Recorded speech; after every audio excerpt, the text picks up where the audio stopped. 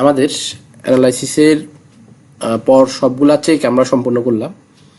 এরপর এখন আমাদের যেটা করতে হবে সেটা হলো আমরা এখন ডিজাইনে যাবো আর কি। ডিজাইনে যাওয়ার জন্য আমাদের ডিজাইনের জন্য স্টিফনেস মডিফায়ার আর প্রপার্টি মডিফায়ার আছে, সেটাকে আমরা এখন অ্যাসাইন করবো। অ্যাসাইন করে তারপর আমরা ডিজাইনে চলে যাবো। মানে এখন আমরা স্টিফনেস মডিফায়ার আর প্রপার্টি মডিফায়ারটা দিয়ে দিলে আমাদের সব কাজ শেষ, আমাদের মডেলটা ডিজাইনের জন্য উপযোগী।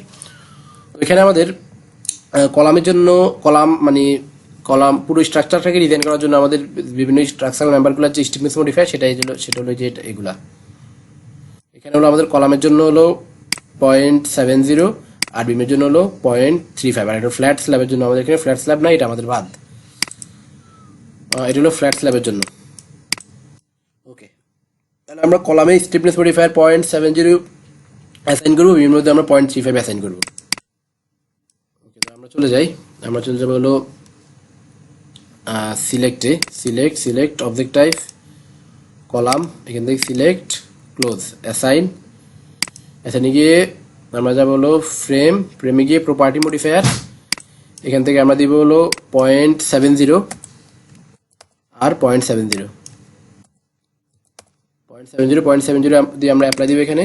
ওকে, এরপর আবার সিলেক্টে যাব, সিলেক্ট অবজেক্ট টাইপে গিয়ে beam, select close, assign frame property modifier, এখানে আমরা দিব বিমের ক্ষেত্রে আমরা দিব হলো আমাদের 0.35 moment of inertia about 2 axis 0.35, moment of inertia about 3 axis 0.35।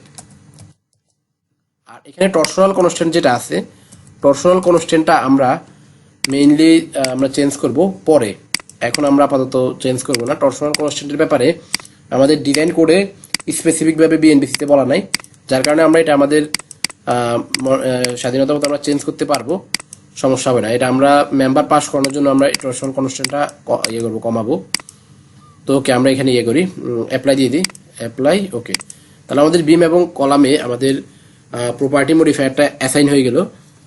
আপনারা এখানে ক্লিক করে দেখতে পাবেন সেটা, যে কোনো একটা বিমে এবং কলামে সিলেক্ট করে রাইট ক্লিক করলে এখানে অ্যাসাইনমেন্টে আসলে অ্যাসাইনমেন্ট থেকে এই যে অ্যাসাইনমেন্টে গেলে আমাদের এখানে property modifier I2 to I3 এই যে 0.35 এটা আপনারা দেখতে পাবেন। তো তাহলে আর এখানে যে এখন পিএম লেখা আছে, আপনারা যদি পিএম লেখাটা বাদ দিতে চান এখান থেকে, তাহলে এখানে ডিসপ্লে আনডিফর্ম শেপ এটা দিলে চলে যাবে।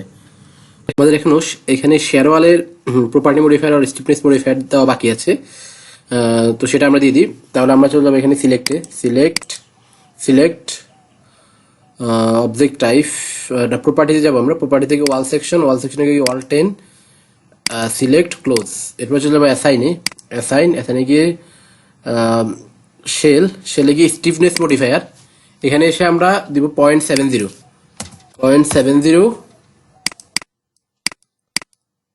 কপি করে এটাকে সব জায়গায় আমরা মেমব্রেন এবং বেন্ডিং এ এটা দিয়ে দিব, মেমব্রেন এবং বেন্ডিং এ।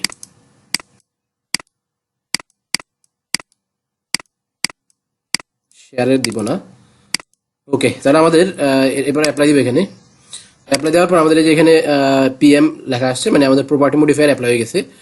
তো তার মাধ্যমে আমাদের সব মেম্বারে প্রপার্টি মডিফায়ার অ্যাপ্লাই হয়েছে, তার মানে আমাদের প্রপার্টি মডিফায়ার অ্যাপ্লাইটা শেষ হলো। ওকে।